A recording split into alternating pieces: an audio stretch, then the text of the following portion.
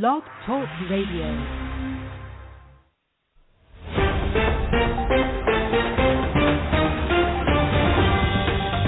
Welcome to Women Who Rock Investigate, an affiliate of Women Who Rock with Success.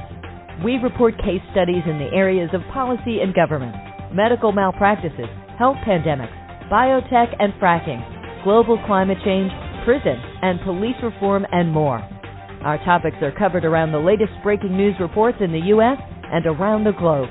We can be heard on Spotify, Google Play, Google Podcasts, TuneIn, iTunes, Podbean, Airtime Pro, and SAM Broadcasting radio stations, and more. Our hand-picked experts on the show provide credible information from their fields of experience. Join us on Thursdays at 10 a.m. Central Standard Time as we discover the latest in news reports. Now join us live in the studio with our show host, Mrs. Diane Winbush.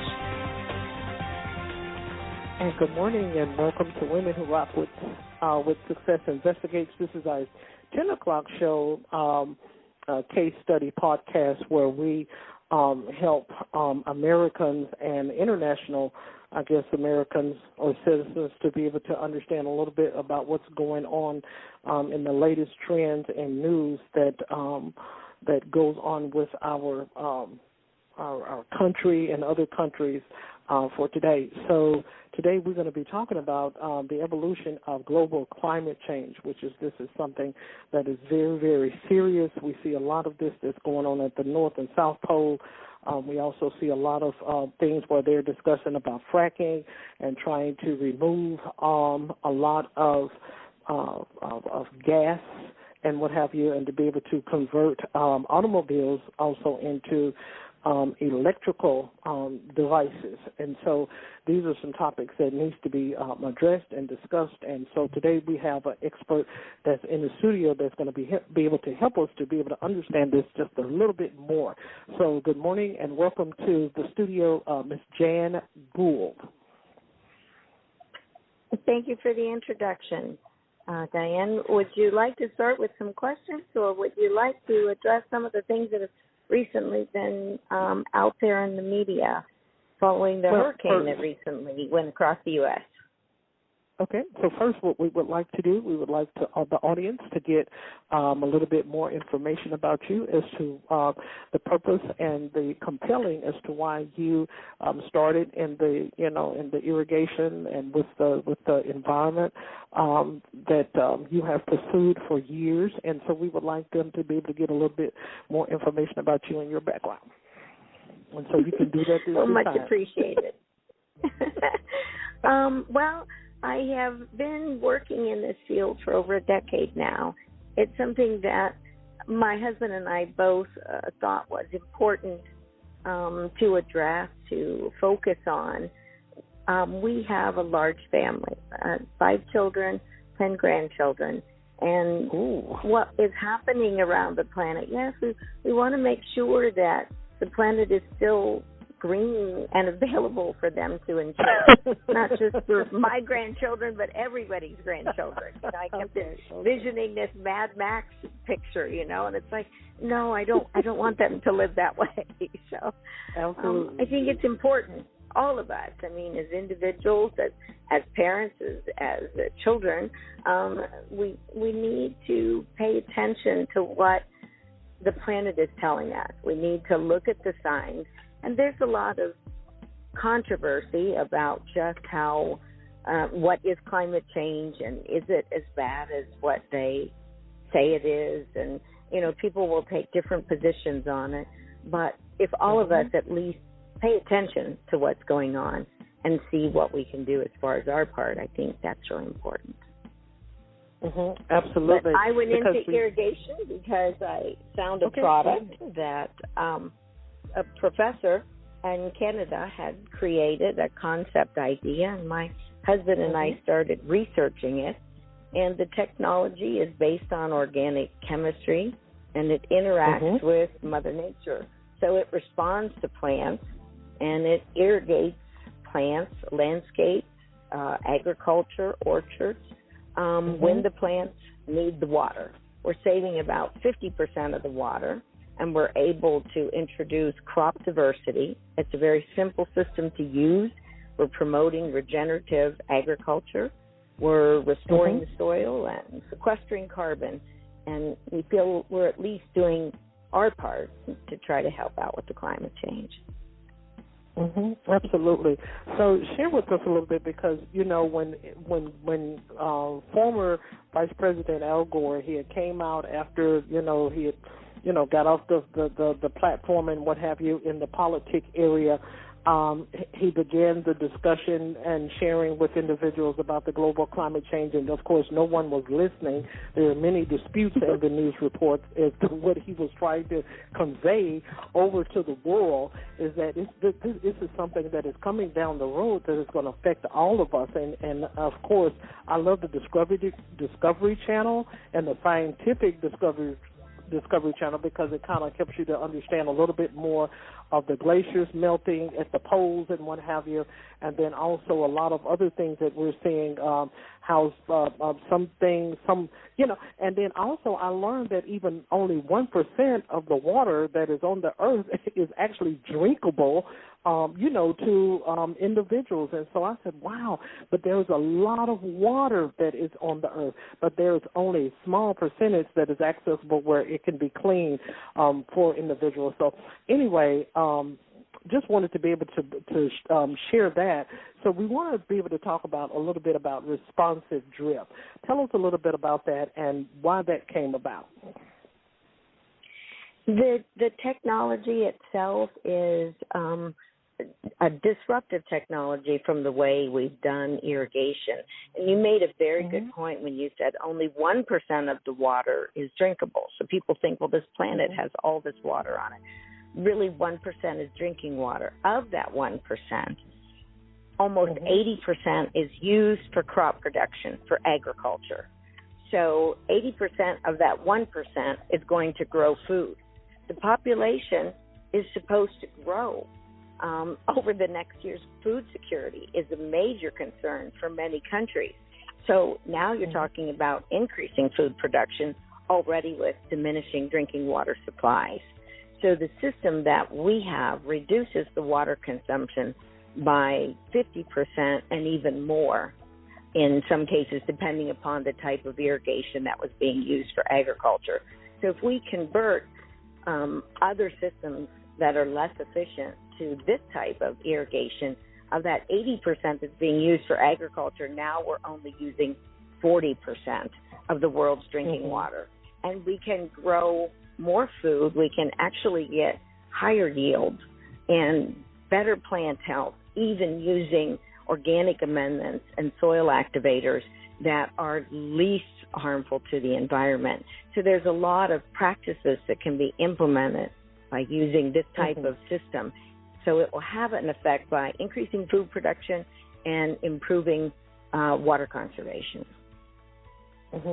So before, Jan, we get into this next segment in regards to all of the catastrophic events that we have seen over the last, basically, I don't even want to count it. It's been several months with the fires. A lot of people don't feel that has anything to do with it. Oh, that don't have anything to go deal with climate change or what have you. Of course it does. It's trees. So, but before we get into that, we have two basic, and this is we're talking about green technology, and this is inside of the home. And so a lot of individuals are looking to be able to save energy-wise. And so, of course, you have different products that are describing that, oh, well, if you use this type of product here, this will reduce the many of gallons, because it takes a lot of gallons when it comes to washing dishes. And so that's the thing that kind of is confusing to a lot of Americans and perhaps others around the globe that use these different type of detergents to be able to cleanse. And so we're trying to figure out, they're trying to figure out, everyone is trying to figure out as to how that will reduce the consumption of water. 50 gallons per use, that's a lot of water in order for just one dishwash. And so you have different companies, which we don't want to, I guess I don't want to, I don't want to open their name up or share their company or what have you, but you have these companies that they are sharing now with as a green technology effort, green efficiency effort to Americans and around the globe, that this will reduce it at least about 20 to 30 gallons. And so that's something that I wanted to know if that is something that you could be able to help us to understand just a little bit better. Yes, there's always, and which is encouraging and which is hopeful, that, companies are coming out with better ways to be more efficient.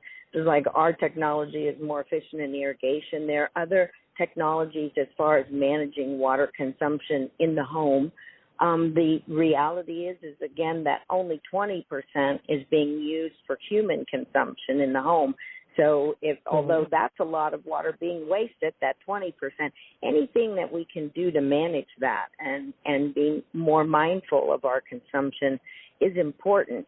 But there are other technologies that are also being introduced now that are taking that wastewater and treating it, and then that can be used for irrigation and for crop production, for irrigation of our landscape.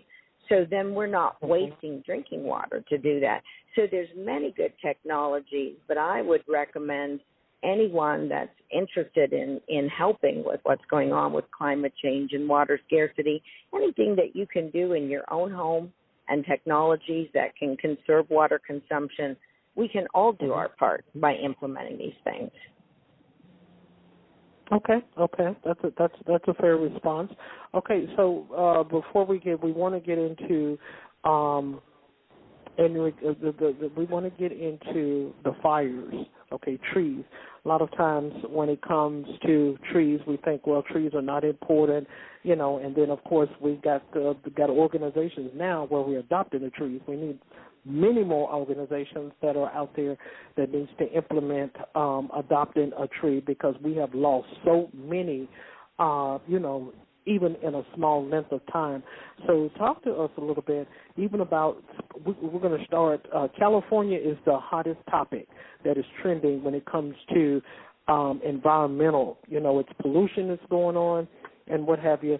Not for sure how is that going to affect the water system as to all of these fires that are going on and what have you. They're dropping sulfur. Don't know how that's going to be able to affect the water lines as well. So talk to us a little bit about that as to what individuals can be able to do in these areas, especially California, who has been hit for the last several years in regards to fires. I'm pretty sure a lot of things have been contaminated. I know in the state of Mississippi, back here, they were on a boiling water system where they have to, boil their water, and I think they were saying something about putting a capsule of bleach in it or what have you. Not for sure how safe that is, and of course we don't want to go into that. I'm not saying that you're a huge biotech or what have you, but just give us a few little examples of what the individuals can be able to do to be able to recoup from this after all of this is over with these fires. I know that they're still burning. They're still burning in other states and what have you, but then afterwards they get the resources, okay?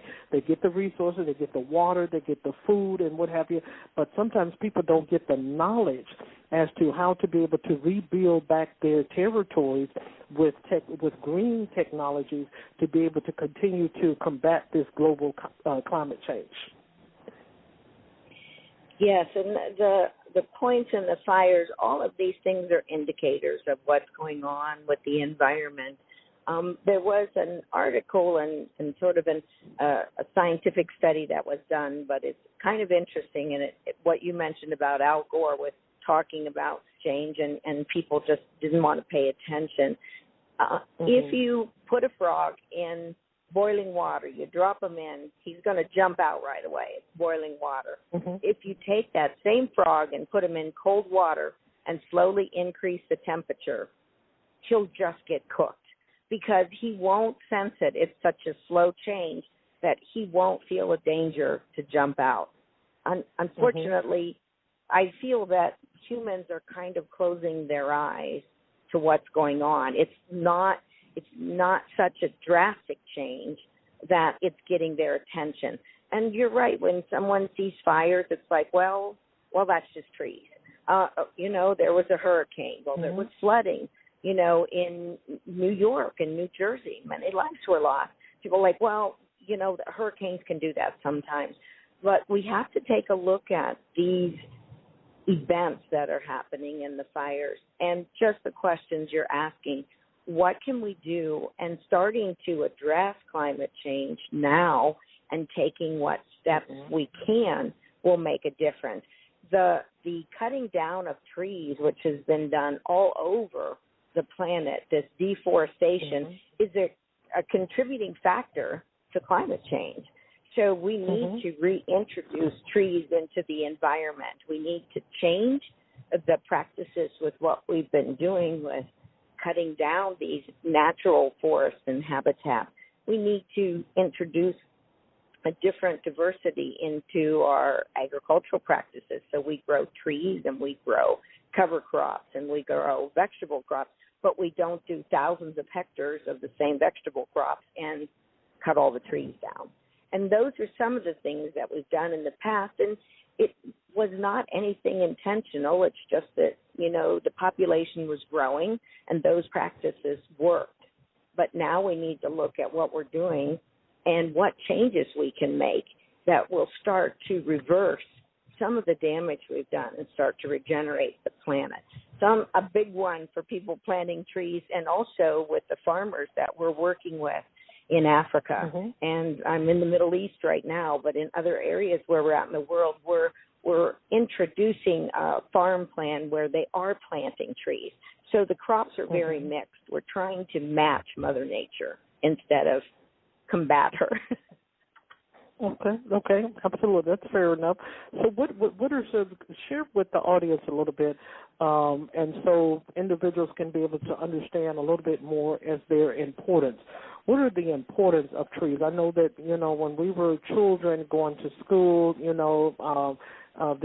we were taught in science class. Of course, this is what you're writing on. You're writing on trees that have been cut, they have been manufactured, they have been modified, and what have you, in order for you to be able to write on this sheet of paper. But then later on, I think when we got perhaps maybe in middle school and what have you, 12, maybe something like that, years of age, and this is, of course, was back in the dinosaur days, so we learned differently that even more that trees are something as a oxygen intake, and it's very, very resourceful for living human beings. And so share with us a little bit, even about that. And I feel that also helps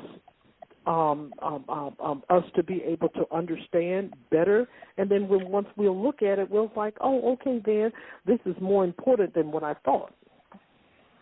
Yes, of course. Trees are just a critical factor in our ecosystem, and it's that in addition to the oxygen, they also have a cooling effect. If you're ever out in the sun in Phoenix or in a golf course in Florida, and it's middle of the afternoon with the sun beating on you, if you walk under a tree, the temperature is probably going to drop 5 to 10 degrees just in the shade. But in addition to the oxygen, the temperature impact, they pull up the water from the ground, and their leaves actually give off that. It's called evapotranspiration, but they are actually releasing the water back into the air. So they are a part of the delicate balance of the ecosystem and keeping that, they're like a filtration system for the water. The rainfall that comes down goes into the soil, then it goes up through the roots and back out through the leaves.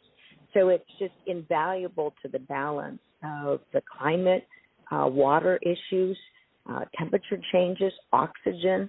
So all of these factors are critical, but the trees are a great filtration system for our environment, as well as putting moisture back in. There's a tremendous documentary. I like it. It's called H2O, The Molecule That Made Us. I think it's available on Amazon, a 3 or 4 part series. Interesting, the impact of trees.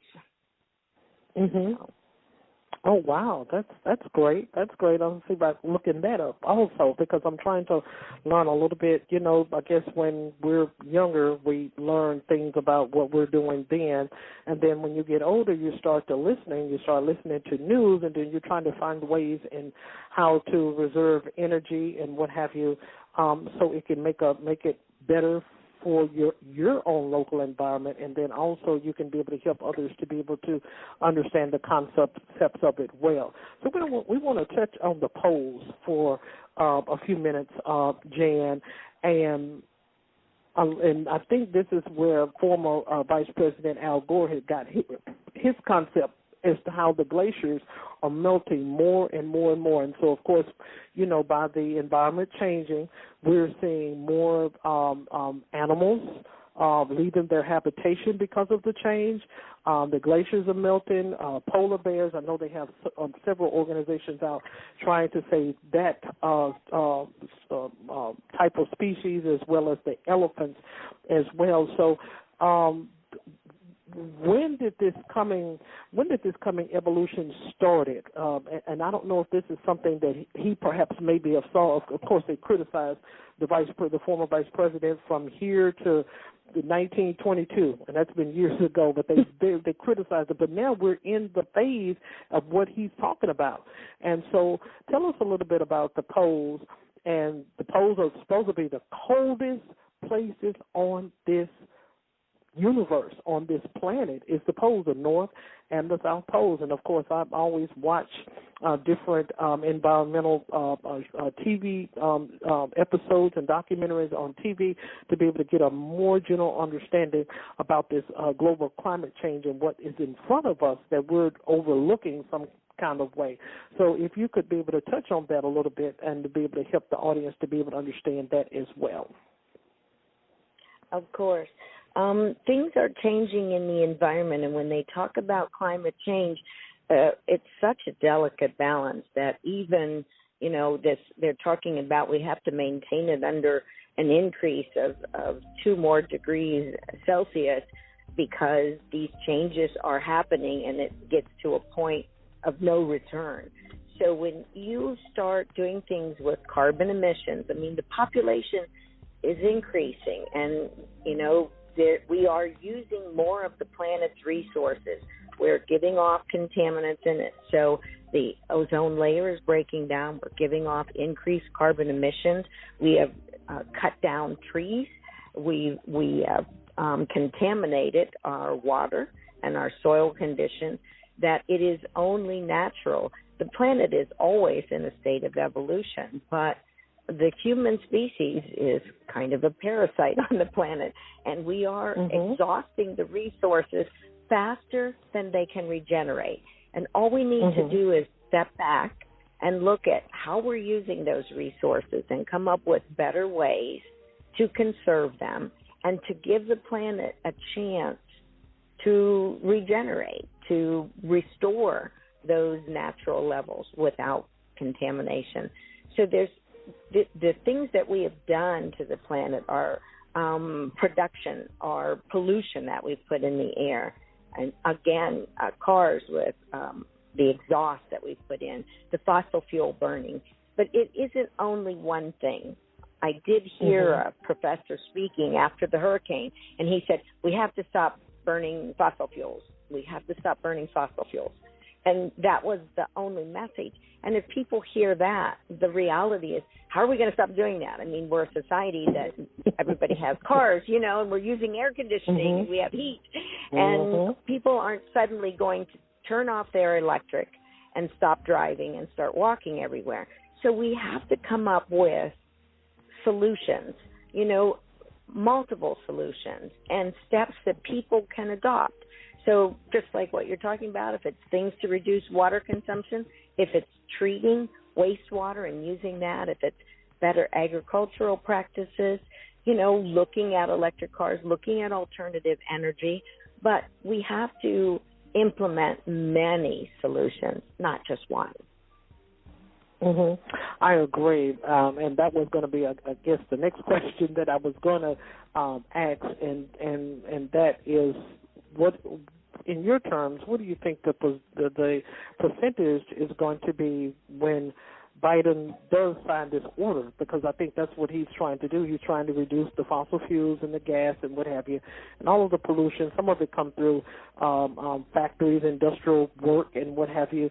And so even in regards to that, how much do you think that that's going to be able to help a little bit with the global climate change?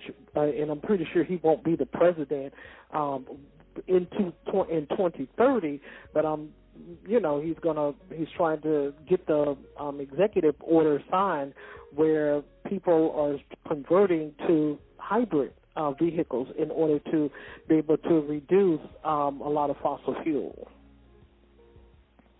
I think that, reducing the fossil fuel consumption will help. I don't know how fully it's been investigated the effect of mining for the chemicals used in batteries, and then where are we going to get rid of these batteries from all the batteries that we're using to power things? So, somebody talked about, we're going to take our garbage to Mars now. So really we don't have enough space on this planet that now we're starting to contaminate the rest of the solar system.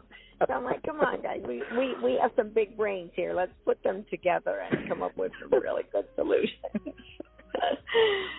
So I'm not sure how that's going to play out, but I guess we kind of all need to watch what happens before 2030. And perhaps maybe try to make some improvements before it actually comes in, I guess, into fruition. Because I was watching something where, and we're going to get to the last segment, and so I was watching something where I think one of the batteries for I think it was a hybrid, some kind of Prism or something. I think the vehicle was a Prism, Toyota Prism, and I think the actual battery was like $3,000. That's for just being brand new. A used one was like $1,800. And so they're going to have to come up with a lot in order to be able to help Americans to be able to transition fully over to this, and that's also going to probably deal with a revenue economy as well in order for individuals to be able to be sustainable. And as what you stated earlier, we are using up so much, and that's another statement that I heard on a documentary, back here a few months ago. We're using up so much of the resources. We're, kind of wasteful. I know they're doing the recycling with the plastic to try to help reduce some of it as well. But if they could perhaps maybe make every household mandatory to be green efficient, I think that probably could be something to be able to support it as well. So we want to talk a little bit about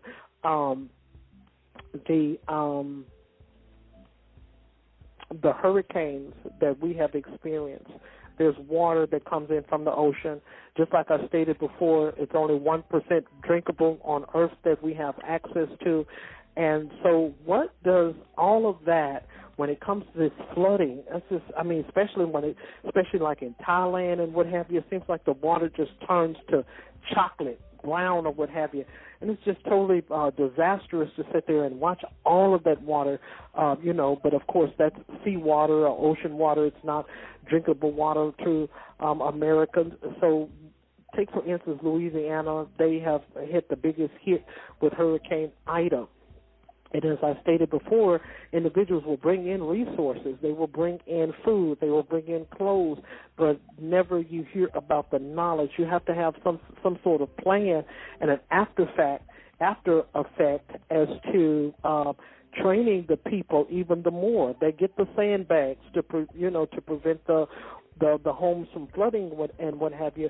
But I also believe that when it comes to water, we need to be a little bit more conservative, even in that area, and even after we have experienced an aftermath, such as a hurricane or a typhoon or what have you. The people don't know how to pick up. They just know how to pick up the resources right there in front of them, but they don't know how to stop this from dripping? You know, what can we be able to do to reduce this in our homes? What can we be able to do to reduce this? And then also, here's the question. This, after me babbling off of all of that, Jan, here's the question. How does this affect dams? How does this affect small canals, river canals, and what have you, after we have experienced all of these catastrophic floods?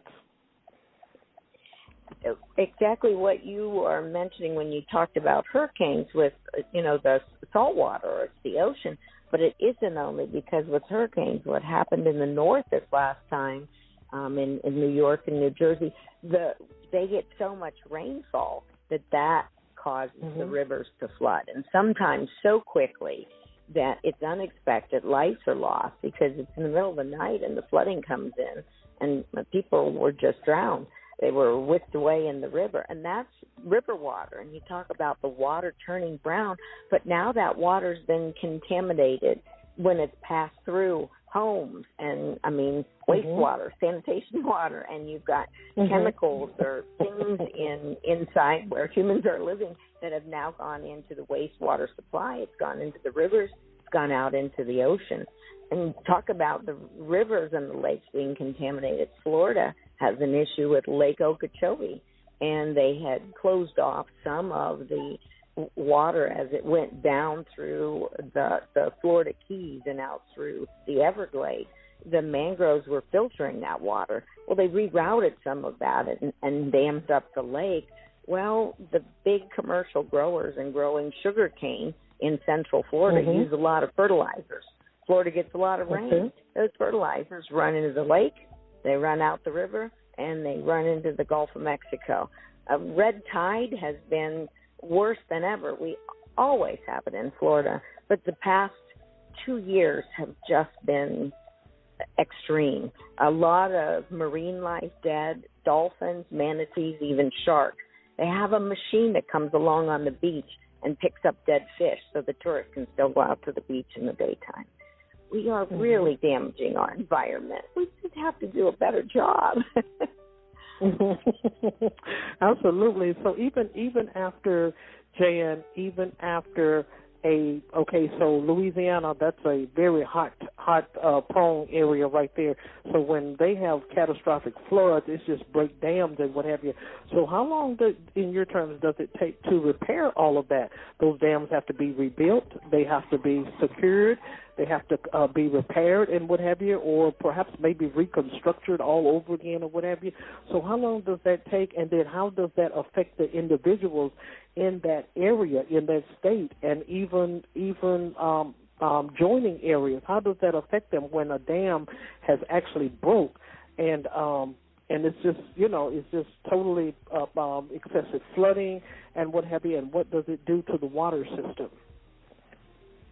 Louisiana has just been hit so hard. The people in there, what they've had to endure with this, that's extreme example of the impact that climate change and hurricanes and flooding and destruction that it causes. And it's not just to the environment. These are people's lives and homes that are being lost. And as far as solutions for that, I think that people, the engineering and the Corps of Engineers, there's a lot of things that we have learned and that we can do better, but that takes a long time to rebuild. And in the meantime, those people have lost so much. Okay, great. So here is your opportunity for the audience to be able to follow you further, even after being a guest on the show. You can be able to share your links with the show, with the audience, as well as any publications that you have published. You can be able to share that, and any books that you have published, and then you can be able to share your website's social media handles with the audience so they can be able to learn more and more about the responsive drip and the global climate change that which we are in today. So you can do that at this time, Jan. All right. Well, thank you, and it's been a pleasure talking with you. So it's an interesting topic for sure. It's something I'm very passionate about. But the company, you can look up information about the company on the website. It's www.responsivedrip.com. I have had some articles published, mostly in Gulf agriculture, and I've had some published in Fast Company and Good News Network, I think Gardening Network. So there's some publications out there about our technology. But if you go to the website, you can also see our various posts from projects that we're doing around the world. We're in about 17 countries right now, working with people to help make a change, grow more food while we're saving water. So we're trying to do our part. But you can also follow us on Facebook, Twitter. We're on social media, and our communications person is always bringing new news and photos about what we're working on and what country we're in. Wow, countries that we're in. Wow, that is a project within itself when you are traveling as a, I guess, environmentalist, I would say, or conservationalist, to be able to ascertain more information in regards to global climate change as well as water and irrigation. Jan, it has been a pleasure talking with you today. I can talk to you forever, okay? But I know we have to be able to end the broadcast. So we would love for you to be able to perhaps maybe come back in the spring and be a guest on the show, simply because of the fact of this topic is so trending over and over. Each month, each week, it's always something going on that we experience about global climate change.